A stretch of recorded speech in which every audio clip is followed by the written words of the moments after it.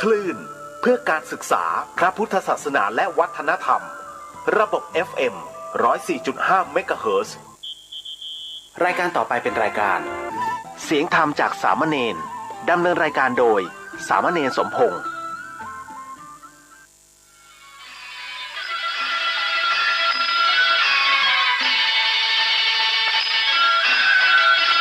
โลกนี้มีธรรมประจำที่เมื่อทำดีจะไม่ดีมีที่ไหนมีสุขบ้างทุกข์บ้าง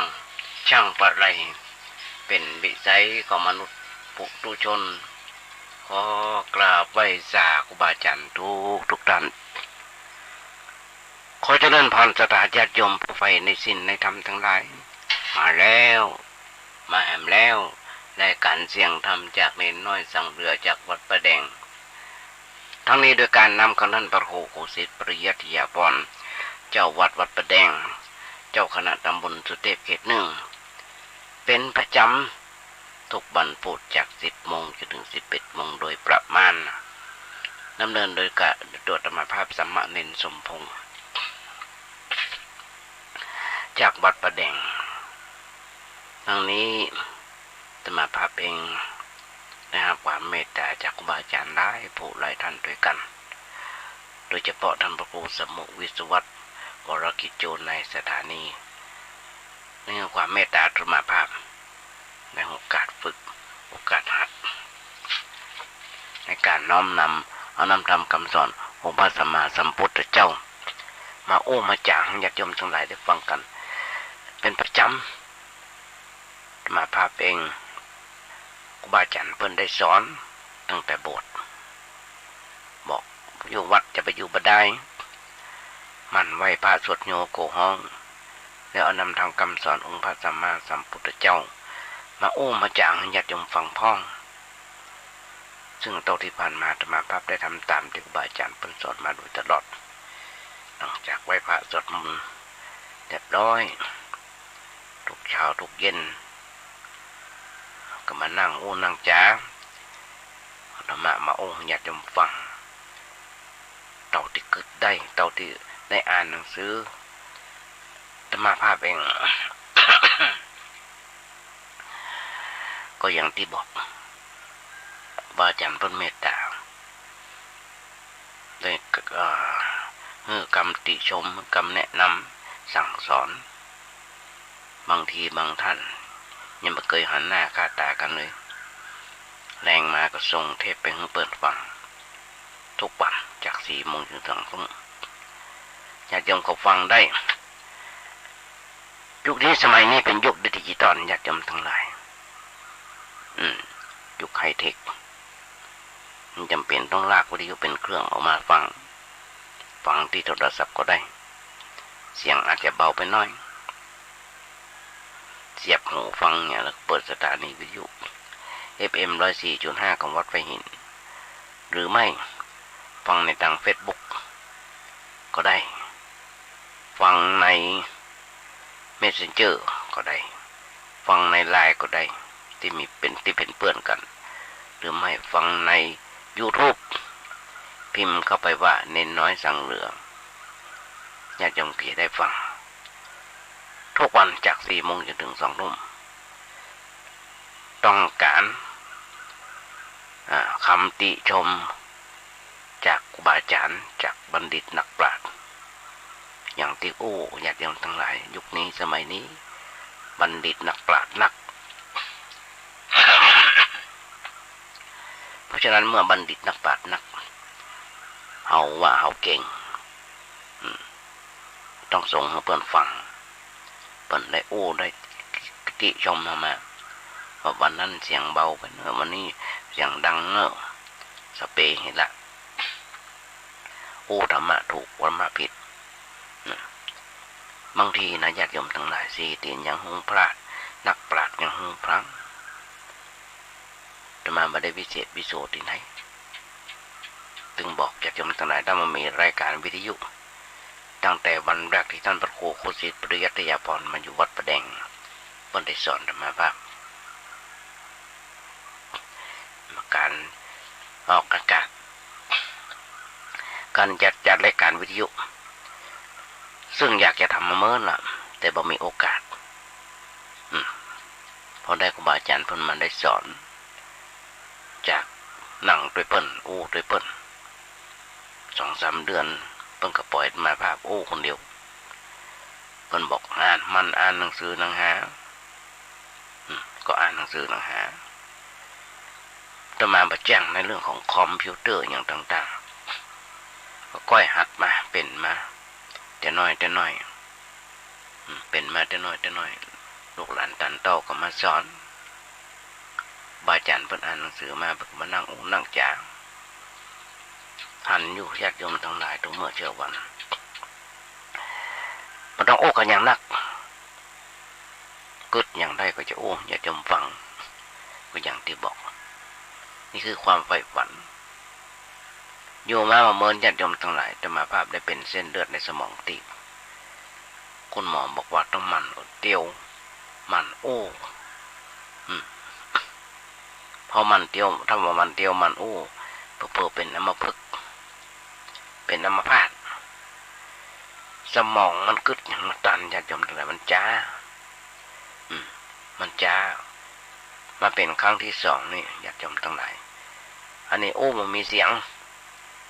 เส้นเลือดในสมองตีบต้องกินยามานี่เป็น10 ปีไป20 ปีแล้วก็ว่าได้ครั้งที่2นี่เป็น10 ปีแล้วมันมีเสียงกับลูกหลานตัดเต้าร้อนต้องถามย้ำกี่ปูอย่างเนี่ยญาติโยมทั้งหลายเป็นอย่างที่ลำบากคนเฮาญาติโยมทั้งหลายมันอยู่บ่ได้ประจังจะมาภาพเองที่บ่ประจังต้องสอนหาการหางานทำหาการหางานทำอย่างน้อยต้องอ่านหนังสือเขียนหนังสือสปะที่ต้องทำเพราะฉะนั้นญาติโยมทั้งหลายวันนี้ก็ใกล้จะสิ้นเดือนละนี่วันนี้วันที่28หลายคนหลายท่านได้หูข่าวว่าทางวัดประแดงเขาจะมีการทำบุญสุนทานกันเดี๋ยวไว้ท้ายรายการที่มาจะญาติโยมฟังญาติโยมทั้งหลายทุกคนมีความเคารพในพระบรมครูและชอบใจในงานที่เปิ้นได้กระทำด้วยเป็นตัวอย่างให้กับพวกเราทั้งหลายโดยเฉพาะคำสอนของพระพุทธเจ้าของเราเปิ้นบอกว่าเป็นพระพุทธดำรัสที่ตัดออกสอนทุกคนที่ทราบซึ้งตึงใจของตัวของหมู่เฮาทุกคนคำสอนนั้นถึงกับมอบกายถวายชีวิตมอบกายใจถวายเป็นผลกับพระพุทธเจ้าของเราและยินดีที่จะทำงานโดยรอยของพระพุทธเจ้าของเราเสมอไปเพื่อเป็นสัจธรรมของพระพุทธเจ้าของเราได้เข้าถึงใจของหมู่สัตว์หมู่ที่มีโมหะครอบงำและเข้าใจในทางเดินนำตัวออกจากโมหะนั้นเนี่ยญาติโยมทั้งหลายถึงตอนนี้เมื่อกี้วันที่ผ่านมาได้ข่าว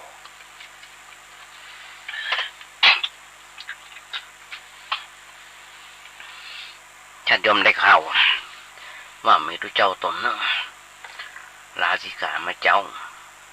ลาสิขามาแหล่งมาเจ้ามาก็ฆ่าตัวตายไม่ใช่ฆ่าตัวตายนะแต่มาว่าฆ่าตัวตายเพิ่นบอกตัดหัวเป็นตาลตัดหัวเป็นตาลเนี่ยญาติโยมทั้งหลายแต่มาบอกหลายครั้งเดือนนี้ทั้งเดือนบอกว่ายุคนี้สมัยนี้จะมีพระเสียหรือยังผู้มีอวดตลิขึ้นหำนักหนาปะปั้นเดี๋ยวจะมีหำต่อไปมาได้ตายไปคนเดียว ทุกวันนี้พระสงฆ์เป็นตุนเมตตาคนล้านนาของเราคนเมืองของเราถึงโควิดจะระบาดพระสงฆ์ก็ถือว่าเป็นกลุ่มเสี่ยงอันดับแรกๆอันดับต้น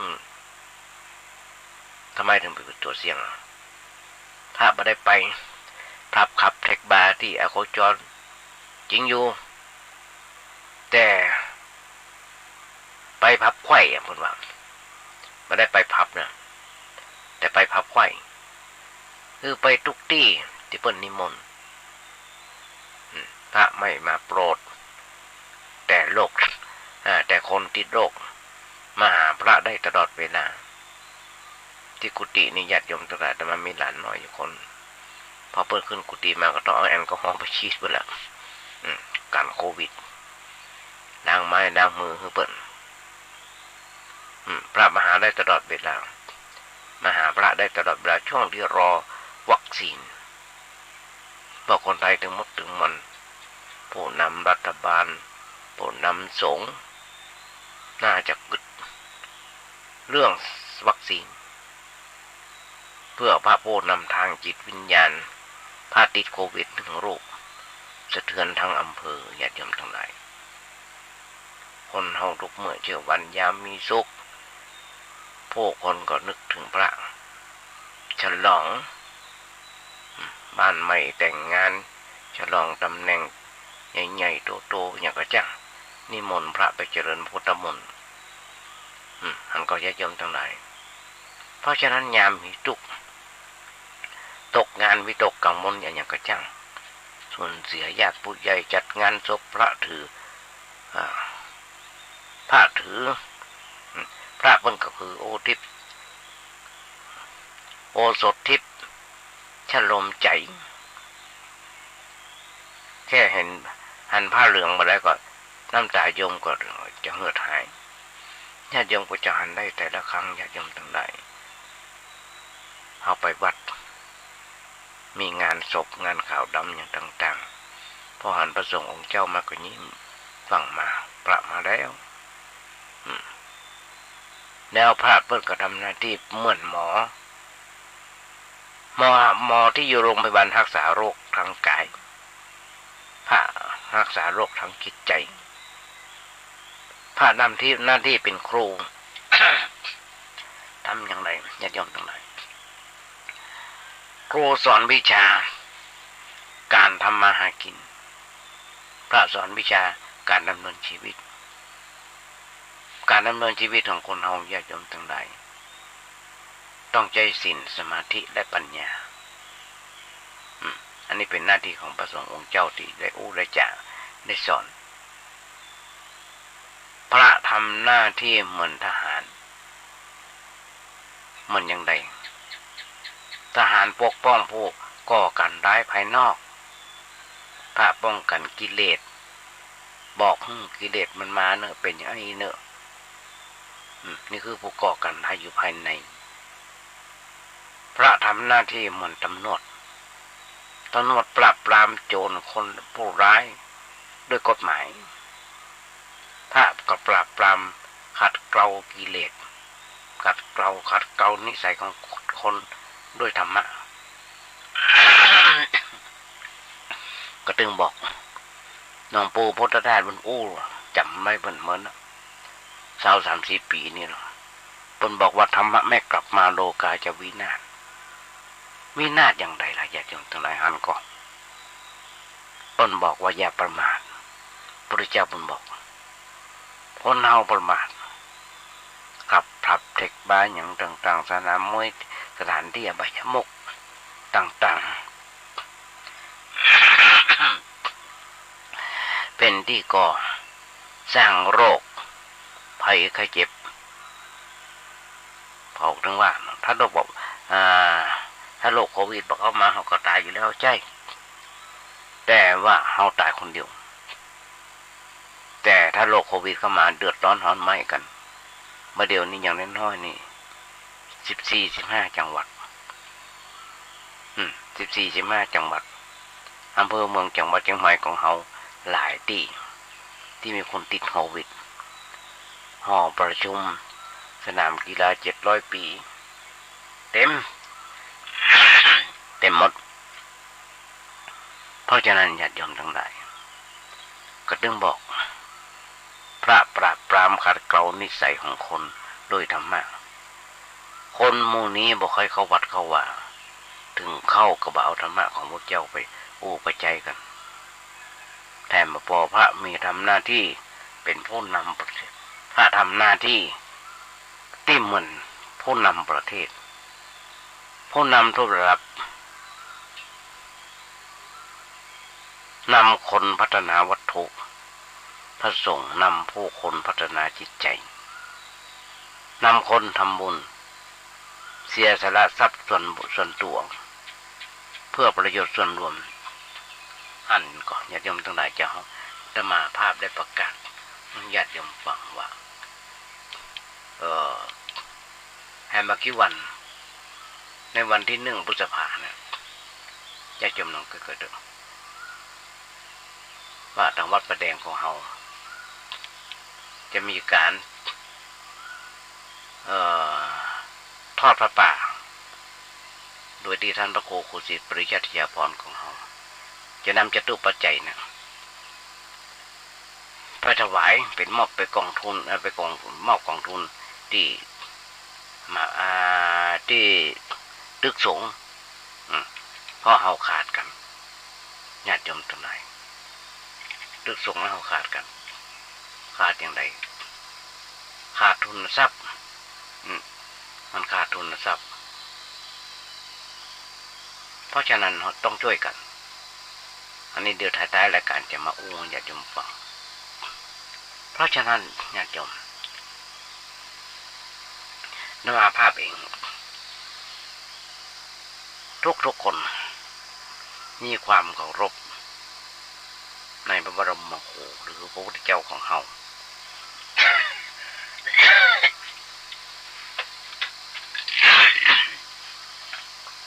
เอาคำสอนขององค์พระสัมมาสัมพุทธเจ้ามาประพฤติปฏิบัติประพฤติปฏิบัติแบบใจสติเหมือนกันญาติโยมที่จะมาญาติโยมฟังอันใดก็จังที่มันดีหันว่าปฏิบัติโดยได้ก็นำไปปฏิบัติอันใดที่มันบดีก็กำขว้างเนี่ยนั่นคือวัตถุกจิตจริยาของเราแต่กล้าได้ว่าที่จะมาไปครูบาอาจารย์เพิ่นมาก่อนก็จะมากับมาอย่าจงฟังถ้าบางคนบอกว่าจะมีเวลาฟังถึงมีเวลาฟังก็ไม่ได้ฟังอย่างธรรมาภาพ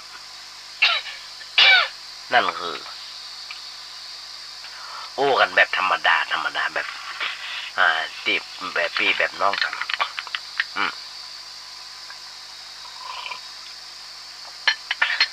ที่ว่าแบบพี่แบบน้องกันอย่างเงี้ยมันต้องมันต้องมายกภาษิตโบราณอย่างเป็นลำเป็นเรื่องกันฟังกันง่ายเพราะฉะนั้นอาตมาก็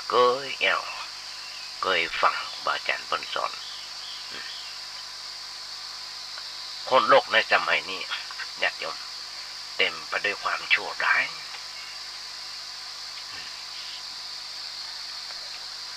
ทั้งคนชั่วร้ายทั้งชั่วร้ายทั้งคนชั่วร้ายทั้งโลกที่ว่าตะเกียบโรคโควิดเนี่ยนะทุกคนญาติโยมทั้งโลกกำลังมัวเมาในบาปและสำคัญว่าตนเป็นผู้บ่ได้ทำบาปตัวเป็นคนตัวเป็นตุกสำคัญที่ว่าตัวเป็นสุขตัวโง่เง่าแต่สำคัญว่าเป็นสำคัญว่าตัวเป็นคนฉลาดเต็มที่นี่คือความเข้าใจผิดความคิดในโลกนี้ญาติโยมทั้งหลายกำลังแพร่หลายอยู่ในโลกแถมเป็นพายุร้ายเป็นโรคร้ายยิ่งกว่าโรคมะเร็งที่สำคัญว่าในบ้านคือ ความดีที่ทำให้บ้านคือความดีของต้องวินาศ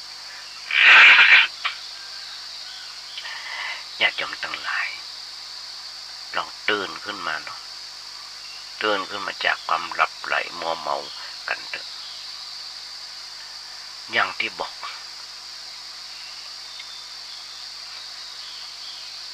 ยุคนี้พระศรีอริยเมตไตรมาเกิดนักอ่านก็หลายคนเลยเป็นข่าวทุกเมื่อเชื่อวันมาก็ขอย้ำแหมเชื่ออย่างใจสติเชื่ออย่างต้องใจปัญญาคืออย่าลงผิดไปแหมเลยอย่าจมลงเอียงหูมาฟังกันมาสักน้อยหรอกฟังข่าวดีฟังข่าวดีกันบ้างข่าวดีที่จะทำให้ญาติโยมทั้งหลายเป็นไทยทำให้ญาติโยมสงบหายจากความโง่หลงมัวเมาเป็นข่าวที่คนฟังไปใหม่เปิ้ลท่านญาติโยมที่ต้องการพ้นทุกข์ 2,500 กว่าปีผ่านมาแล้วญาติโยมทั้งหลายมีผู้ชายคนหนึ่งแห่งราชกุลในกบิลพัสในประเทศเนปาลเปิ้ลเป็นเจ้าชายที่มีรูปสวยสง่าเพียบพร้อมไปด้วยความดีที่เจ้าชายทั้งหลายนะจะพึงมีได้เป็นที่ฮักของพ่อของแม่เป็นที่ฮักของประชาชนชาวแว่นแคว้นมีการศึกษาดีอบรมดีทุกอย่างแถมมีมเหสีที่น่าฮักและอยู่ด้วยกันอย่างมีความสุขตามโลกิยวิสัยมีลูกน้อยคนหนึ่งน่าอินดูน่าฮักน่าจังซึ่งตามปกติญาติโยมทั้งหลายก็เป็นคนเป็นเครื่องร่อให้หลงมันเพลินได้ติดตัวจนจากไปไหนมาได้มาเด้อมีหนำซ้ำยังมีความเพลิดเพลินที่มีการเกิดจากสิ่งแวดล้อมเช่นปราสาทที่เหมาะแก่ฤดูกาลมีบริวารที่น่าฮักน่าจังมีบริวารที่เป็นสาวสวยๆที่ชำนาญในการฟ้อนรำขับร้องทำเพลงเพื่อชื่นใจ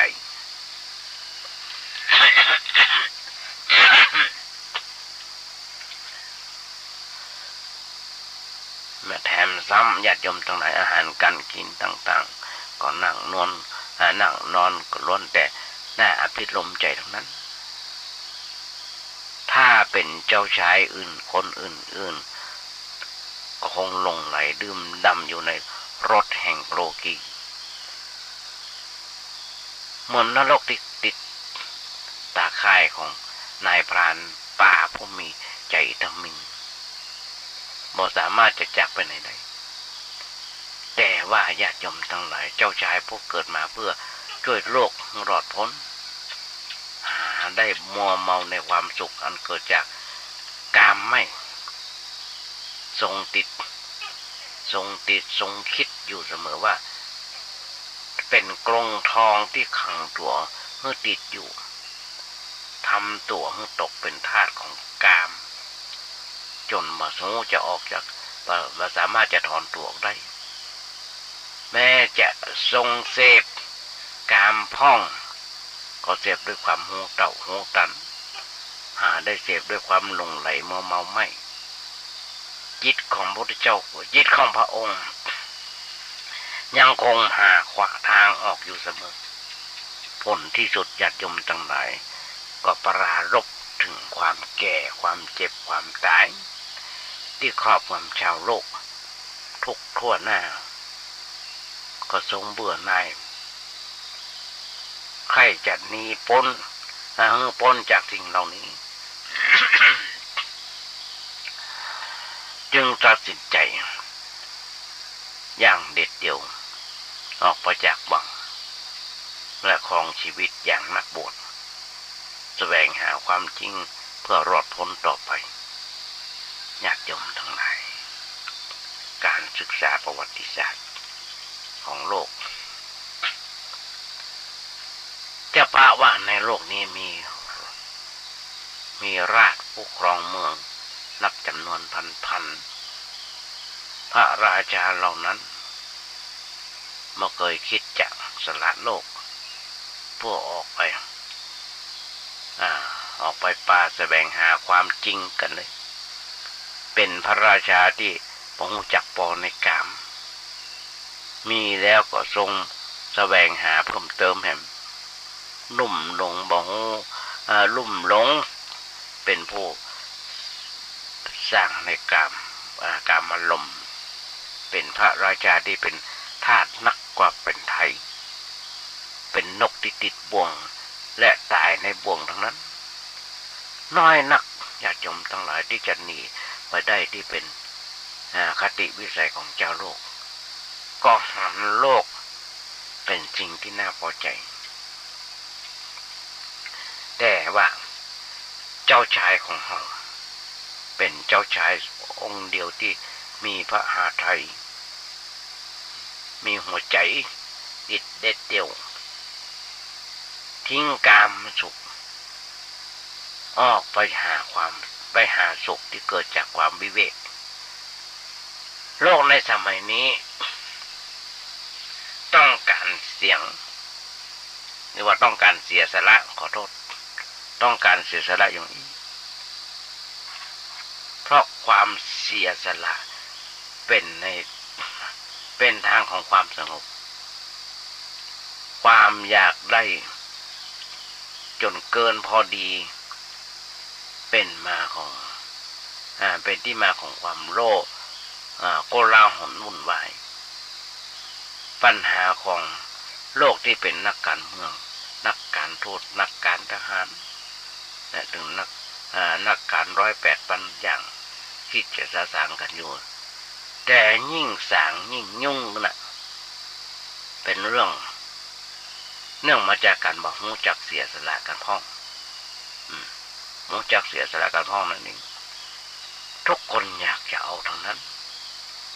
เอาไว้นักยิ่งยุ่งนักเอาออกไปแห่งพ้องถึงจะลดลงไป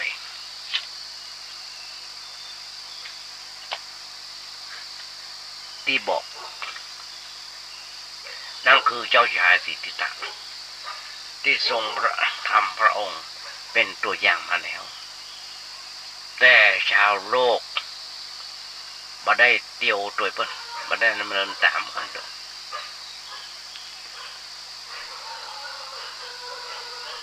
โดยบ่หายยุ่งถ้าเอามาคำนึงถึงพระคุณอันนี้และดำเนินตามกันพ้องตัวเฮาก็จะได้ปะกับความสงบเป็นแน่โลกนี้อยู่ด้วยความเสียสละหรือด้วยความเห็นแก่ตัวฝ่ายเดียวปัญหาเนี้ยเฮากึดกันอยู่แล้วก็จักนั้นว่าถ้าหันแก่ประโยชน์ตัวแล้วความยุ่งจะมีนักขึ้นในขณะที่คนผู้บ่มีระเบียบในใจไปซื้อตั๋วขึ้นรถไฟต่างคนต่างอยากจะได้ตั๋วก่อนแซงกันอย่างญาติโยมหันพยายามจะไปหาหมอก่อนก็ค่ะแซงคิวกันพยายามตักเมื่อกี้วันที่ผ่านมาเขามีตู้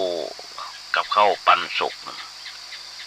ลูกกันเอากันจนเกินเหตุเกินผลแต่มาถึงบอกมีประเทศหนึ่งเปิ้นตุกเรือเฮาก่อนเปิ้นเดือดร้อนเรือเฮามันจะตุกเดือดร้อนเรือเฮาก่อนเปิ้นมีเกิดภัยพิบัติประเทศญี่ปุ่นอย่าโยงทางไหนอู้ได้ประเทศญี่ปุ่นเปิ้นเกิดภัยพิบัติก็เปิ้นยังเข้าแถวกันดิบดีเพื่อไปรับของแจกแต่บ้านเฮาอย่าโยงทางไหนไม่ได้อันเฮาเกิดภัยวิบัติแค่โรคโควิดเข้ามาอย่างน้ำท่วม ที่ผ่านมาเปิ้นเอาไปแจกทำบ้านก็รู้กันยังกันต่างๆเพราะฉะนั้นญาติโยมทั้งหลายอันนี้มันว่าเป็นระเบียบเบียดเบียนกันและกันแสกแซงเบียดเสียดกันเป็นงานใหญ่ทำให้เกิดการทะเลาะวิวาทกันพอ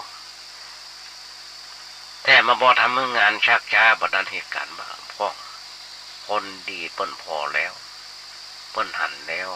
นึกว่าช่างปลาเถื่อนเป็นความปลาเถื่อนจริงๆปลาเถื่อนว่าบ่มีระเบียบมันมีระเบียบแล้วความหมดความเป็นปลาเถื่อนระเบียบย่อมมาเกิดแก่หมู่ชนญาติโยมทั้งหลายอันคำว่าระเบียบ จะมาก็มานึกถึงคำว่าศีลคำว่าศีลแปลว่าปกติศีลแปลว่ายินแปลได้หลายอย่างทำไมต้องมีศีลนี่มาจากไหนไม่ใช่ของพระพุทธเจ้าของเรานะญาติโยมทั้งหลายศีลนี่มาจากชนหมู่มากยุคก่อนสมัยตะก่อนสมัยข้างพุทธกาลญาติโยมทั้งหลายมีเจ้าบ้านหมู่บ้านเปิ้นหากินกันมาทุกอย่างต้องเอามารวมกันหมดกินก็กินพร้อมกันออกบ้านก็ออกบ้านพร้อมกันไปทำมาหากินแล้วก็มากองพอกันมาเอามากองแล้วทุกอย่างเป็นอาหารการกินเอามาเปาะกันเอามาร่วมกันหมดพอมารวมกันแล้วก็ถึงเวลาก็กินกันแต่ว่ามันเกิดขโมยขึ้นมาก็เลยไปลักกินหัวหน้าหมู่บ้านก็เลยตั้งกฎขึ้นมาถึงกับฆ่าแตงกันฆ่าลันฟันแตงกันตายเพิ่นมียามเฝ้าอย่างเฝ้าต่างๆก็เลยตั้งกฎขึ้นมากฎข้อแรกนั่นคือการฆ่าสัตว์ฆ่าชีวิตของคนแล้วก็ลักสิ่งของเจ้าของเขาไม่ได้ให้นะที่บอกพอกินแล้วเมาเหล้าเมายากันต่างๆเหล้ายาสมัยตะก่อนเขามีแต่ว่าผลไม้อย่างหนึ่งที่มันเมาพอกินแล้วเมาแล้วก็ไปแนวบ้านปนบ้านเพแนวก็เสพกามกับลูกเปิ้นเมียเปิ้นหัวเปิ้นเลยตั้งกฎขึ้นมาแถมพอเปิ้นสอบสวนพอก็จุก็ไล่เลยตั้งกฎขึ้นมาหันก็ญาติโยมทั้งหลายนี่คือกฎของคนเฮาศีลแปลว่าปกติคนเฮาทุกคนนี่ญาติโยมทั้งหลายก่อนจะสละโลกออกบวชยุคสมัยครั้งพุทธกาล2564 ปีถ้าเจ้าชายได้ปะสิ่งที่ชวนกึดนักเปิ้นปะเนาะญาติโยมทั้งหลายเปิ้นบอกว่าก็กึดนักอยู่3อย่างก่อนที่เปิ้นจะออกบทนั่นคือคนแก่งอมคนเจ็บคนตายที่เขาฮ้องกันว่าเตวทูตแปลว่าผู้มาเตือนมาโอ้หลายครั้งญาติโยมทั้งหลายแล้วโอ้มาที่ผ่านพุทธที่ผ่านมาผู้มาเตือนใจเฮาที่รู้สึกตัวเตวทูตญาติโยมมีอยู่ทั่วไปแม้ในตัวของเขาเอง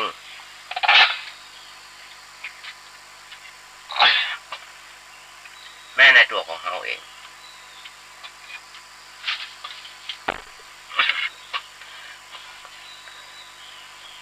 เพราะชีวิตทุกชีวิตเริ่มต้นโดยการเกิด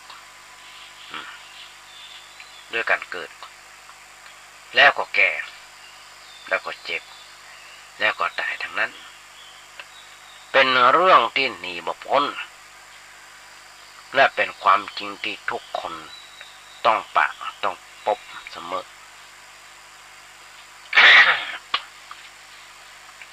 เจ้าโลกผู้มัวเมาในกามถึงพ่อหันที่บอกพ่อหันนะพ่อหันที่ประตูแล้วก็ยังไม่เคยนำมาคึด เตือนใจเพราะตาของคนเรามัวเมาอยู่ในหมอกด้วยหมอกคือความหลงเมื่อหลงไหลอยู่ความจริงจะปรากฏได้อย่างไรญาติโยมทั้งหลายยุคนั้นสมัยนั้นเจ้าชายทรงหั่นคนแก่แล้วก็นำมากึดในสมองในสองตางก็คือคิดว่า เปิ้นแก่แล้วตัวพระองค์แก่ด้วยกันโดยเปิ้นพ้องจะหนีอาการอย่างนี้บ่พ้นแล้วแก่เป็นสมมติความแก่เป็นคนเป็นสมมติ ความแก่เป็นของสมมติของชีวิตที่ทุกคนต้องรับไว้ด้วยความมาเต็มใจเมื่อพระองค์คิดได้อย่างนั้นก็ทรงเบื่อหน่ายในการที่จะอยู่ในหวังหันความสุขแบบไอ้เรื่องพันแบบเนี้ยเป็นเรื่องไร้ความหมายคิดว่าน่าจะมีความสุขที่ประเสริฐกว่านี้แหมแน่ๆก็เลยได้ออกบวชนี่แง่หนึ่งนะอย่างหนึ่งละแหมอย่างหนึ่งหรือว่าแหมแง่หนึ่งด้านหนึ่งเจ้าชายทรงมีพระทัยประกอบด้วยความเมตตาต่อสัตว์โลกทั่วไปอยู่แล้วมีทางใดที่พอจะช่วยเจ้าโลกเมื่อพ้นทุกข์ได้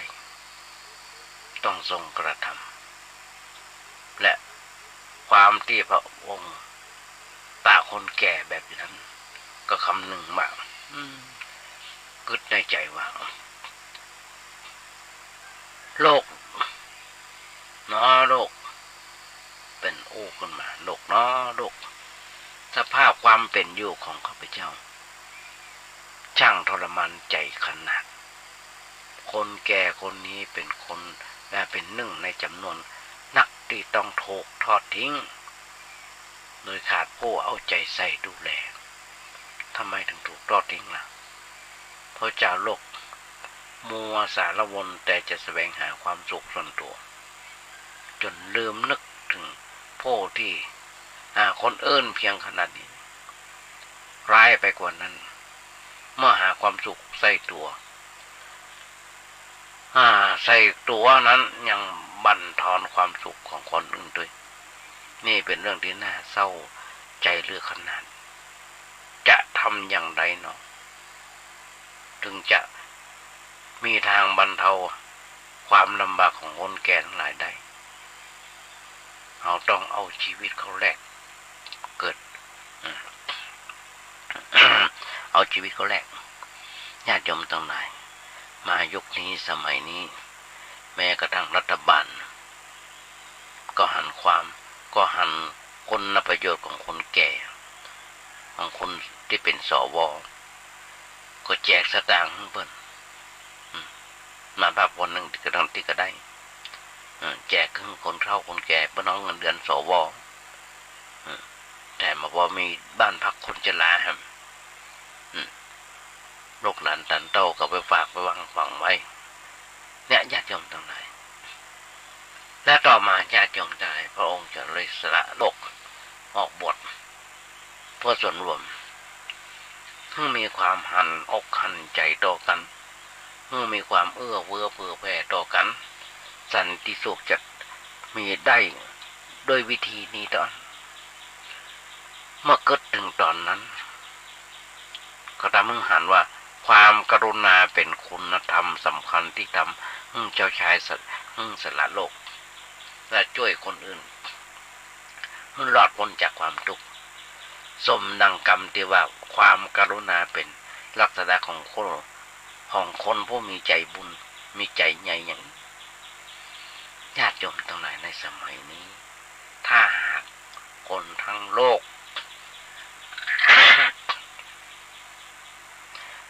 จะหันเข้าหาทางของพระและบำเพ็ญคุณธรรมข้อนี้ให้เกิดขึ้นในใจคนหันอกเขาหกเรา ใจเปิ้นใจเฮาวันเด้อจะทำอันหยังจะโอ้อันหยังจะกึดอันหยังก็ต้องครองไต่ตรองเสียก่อนการทำการโอ้การคิดเป็นไปเพื่อหยังเป็นไปเพื่อหยังถ้ามีความหันแก่ตัวเป็นมูลฐานอยู่แล้วคนใจสติปัญญายับยั้งความคิดนั้นเนี่ยเพราะถ้าปล่อยไว้จะเป็นเหตุให้เกิดความทุกข์แก่ตัวด้วยแต่ถึงกับคนอื่นด้วยโลกกำลังต้องการความรักความเมตตาและความเสียสละต่อกันเพราะฉะนั้นญาติโยมทั้งหลายของเจ้าโลกทั้งหลายหันหน้าก็หาคุณธรรมข้อนี้ด้วยญาติโยมทั้งหลายเขาก็จะหันได้เชื่อยังมีสติเชื่อยังมีปัญญายังผู้มีปัญญาเขาก็ว่าไปได้ขนาดเป็นระดับ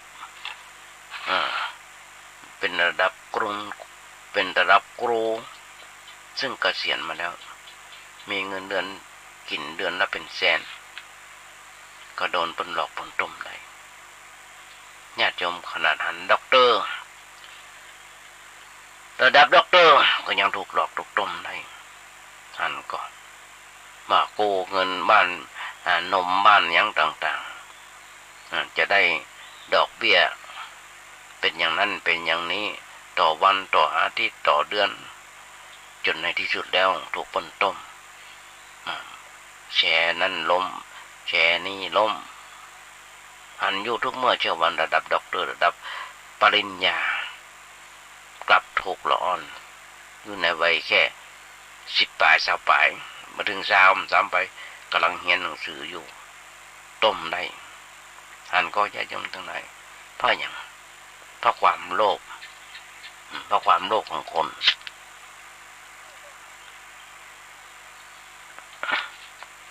หันอยู่ย้อนเข้ามาเพราะฉะนั้นเจ้าชายบวชแล้วเปลี่ยนสภาพจากมกุฎราชกุมารมาเป็นคนนุ่งผ้าเก่าๆขาดนอนกลางดินกินกลางทรายนอนบนต้นไม้มามีคนใจคอยบำรุงบำเรออาหารได้จากคนที่เปิ้นมีใจเสียสละเป็นอาหารประเภทง่ายๆกินเพื่ออยู่ไม่ใช่อยู่เพื่อกินใช้เวลาส่วนมากในการศึกษาค้นคว้าตั้งใจต่อไปเป็นการคลำหาทางอันจะไปสู่ความพ้นทุกข์การหาคนเดียวคงจะลำบากปนกึศเพราะเป็นผู้ใหม่ก็เลยต้องเดี๋ยวต่างไปต่อไปปรึกษาหากับครูที่มีชื่อเสียงในสมัยนั้นชื่อเสียงในสมัยนั้นผลที่สุดก็ได้ปะครูผู้สามารถถึง2ก็เลยนั่งตั้งอกตั้งใจเรียนและปฏิบัติจนได้ทำได้ดีเท่าคุณครูทำได้ดีเท่าครูจนในที่สุดครูก็ขอสอนเมื่ออยู่ช่วยครูสอนศิษย์ต่อไปแต่หาได้พอใจไม่ในตำแหน่งนั้นเพราะหันว่ายังไม่ใช่ทางพ้นทุกข์อย่างแท้จริงเลยค้นคว้าต่อไปตอนนี้คนจะเป็นอย่างแก่นักศึกษาและญาติโยมทั้งหลายแต่อย่าพอใจในสิ่งที่ตนได้ไว้ตอนในเมื่อยังมาถึงจุดหมายที่ตนมุ่งหมายเพราะการเดินทางไกลเข้าไปพักเนี่ยกลางทางโดยนึกว่าพอแล้วมันมีทางที่จะถึงได้ลาภยศสุขเพียงเล็กน้อยทำให้คน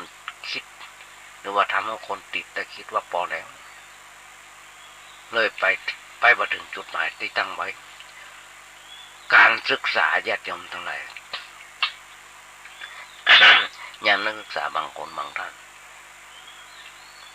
นักศึกษาที่มุ่งเรียนวิชาการก็ขอให้ทำตัวเยี่ยงพระมหาสัตว์เจ้าเพื่อจะถึงจุดหมายได้สมความประสงค์พระเจ้ามีบทภาษิตอยู่บทหนึ่งว่าเมื่อยังมาถึงจุดที่ตั้งไว้อย่าหยุดพักเลยจงเดินต่อไปจนถึงจุดนั้นเถอะนี่เป็นกรรมที่ควรฟังนะญาติโยมทั้งหลายการตั้งใจทำมาอย่างจริงๆเป็นคุณธรรมสำคัญที่ทุกคนจะต้องมีไว้ขาดความจริงใจแล้วงานทุกอย่างเดียวหมดคนผู้หวังความสำเร็จเลยควรตั้งใจจริงเป็นทุนชั้นสองและเดินทางด้วยความเพียร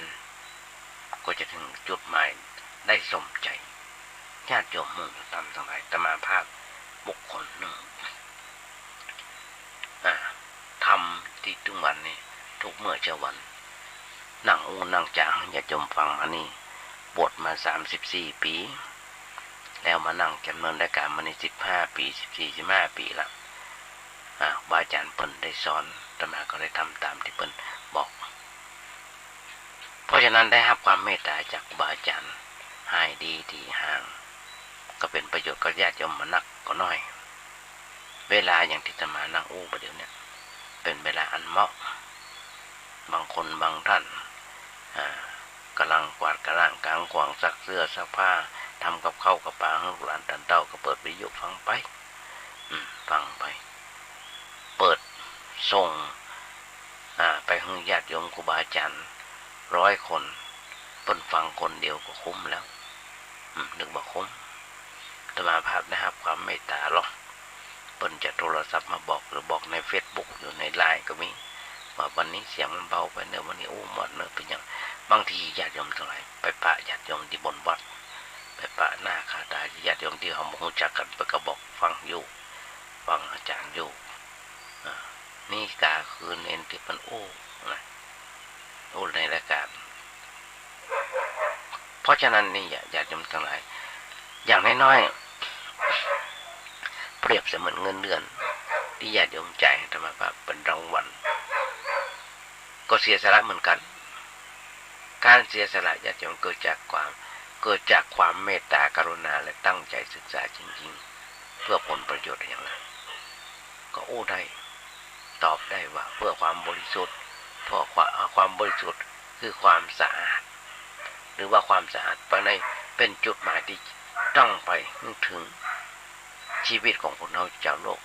ย่อมแปดเปื้อนโดยสิ่งที่บ่สะอาดมีนักญาติโยมทั้งหลายทั้งที่เป็นส่วนกลางหยาบละเอียดคนที่บอกหูเต่าหูตันก็นึกว่าเป็นของดีไปโดยเข้าใจผิดกิเลสอันเป็นเหตุทำให้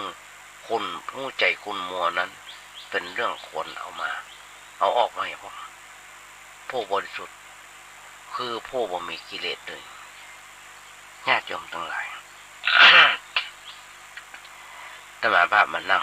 ยังจะญาติโยมถ้ามรณภาพคาไม่นี่ก็นับว่าเป็นการปฏิบัติเป็นปฏิบัติพุทธเจ้ามันจะตัดหัวเพื่อพุทธเจ้ามันใจญาติโยมต้องเข้าใจว่าอามิตบูชานั่นคือสินจ้างรางวัลอามิตบูชาเช่นดอกไม้ธูปเทียนการปฏิบัติบูชาก็เป็นการปฏิบัติบูชาอย่างหนึ่งการปฏิบัตินั่นคือการไหว้พระสวดมนต์ไหว้พระสวดมนต์เจริญสมาธิภาวนาอย่างต่างๆอันนี้เป็นการปฏิบัติเพื่อพระเจ้าของเราเพราะฉะนั้นญาติโยมมวลชนธรรมทั้งหลายพระเจ้าผู้บริสุทธิ์เรานึกถึงพระองค์วันนึกถึงความบริสุทธิ์และควรน้อมความบริสุทธิ์มาใส่ในตัวมันเฮาโหว่ากายของเฮาแปดเปื้อนด้วยสิ่งสกปรกก็ควรฟังอาบน้ำอาบท่าเมื่อสะอาดสะอ้านเสียบ้างโดยเว้ยความสกปรกทางกายล้างด้วยน้ำความสกปรกทางใจล้างด้วยธรรมะของพระพุทธเจ้าท ถ้านึกถึง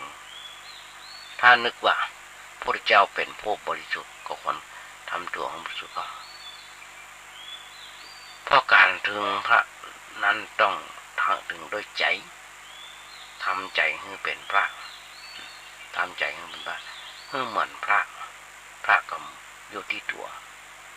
ฝากไว้กับสดาญาติโยมทั้งหลายก่อนวันนี้นักหนาปะปานที่ที่จางญาติโยมฟังแต่ว่ามาเดี๋ยวพอเวลาก็จะหมดลงให้แล้วเดี๋ยวบัดตันเตียนที่จะเอางานบุญงานกุศลมาญาติโยมทั้งหลายเอาไว้ที่อีกก่อนสำหรับวันนี้ญาติโยมทั้งหลายก่อนจะนำรายการนี้จากไปก็ขอเอางานบุญงานกุศลมาให้ญาติโยมฟังซึ่งทางวัดประแดงของเฮาโดยที่ธรรมโกโคสิตปริยัติยาพรเจ้าวัดประแดงเจ้าคณะตำบลสุเทพเขตหนึ่งพร้อมคณะกรรมการตอนที่ผ่านมามีการไปแปลงเสนาสนะซ่อมแซมเสนาสนะหนึ่งหลายอย่างก็สำเร็จลุล่วงไปแล้วตอนนี้เหลือกี่อย่างก็เช่นบัดนี้นาคกำลังปรึกษาหารือกันมันจะปรึกษาหารือกำลังออกแบบออกแปลนอยู่ว่าจะทำกันอย่างไรดีงานด่วนที่ผ่านมานั่นก็คือย้ายหมอชีวกุมารพัฒน์แล้ววันหนึ่งที่มีโอกาสเราจะมาญาติโยมทั้งหลายประวัติของหมอชีวกุมารพัฒน์เดี๋ยวกันง่ายๆคือเป็นหมอสำหรับประจำตัวของพระเจ้าพิมพิสารแล้วไปปราบพระเจ้าแล้วก็เป็นรักษาของพระเจ้าอันนี้อย่าไว้มาวันหลังญาติโยมทั้งหลายตอนนี้เสร็จรุ่ร่วงไปเรียบร้อยละเสียงสุนทรัพย์มาน้อยก็มีญาติโยมช่วยกันร่วมทำบุญสุนทานมาน้อยเลยล่ะแล้วที่จะตึงเนี่ยที่จะทำต่อไปนี่คือบันไดหน้ากับผนังกั้นน้ำญาติโยมทั้งหลายนี่ก็ต้องใจทุนทรัพย์มาน้อยเลยล่ะญาติโยมท่านใดที่อยากจะร่วมทำบุญสุนทานด้วยกันก็โทรศัพท์ไปแจ้งกับท่านพระครูเจ้าวาดได้เบอร์ผมมีอยู่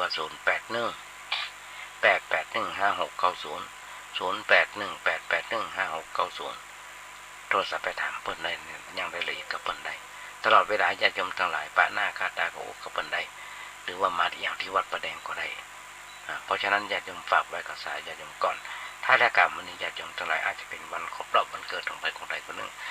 ด้วยภาพใครอยากจะขออำนวยพรและขอบคุณในน้ำจิตน้ำใจของสถานญาติโยมโดยเฉพาะท่านพระครูสมโมวิศวัตรวรกิจโจในสถานีที่มีความเมตตาทุนภาพขอนำรายการให้จากไปก่อนอาจจะเป็นวันเกิดของใครคนใดคนหนึ่งขออำนวยพรขอสถานญาติโยมมีความสุขมีความเจริญอย่าเจ็บอย่าไข้กันเลยขอเจริญพร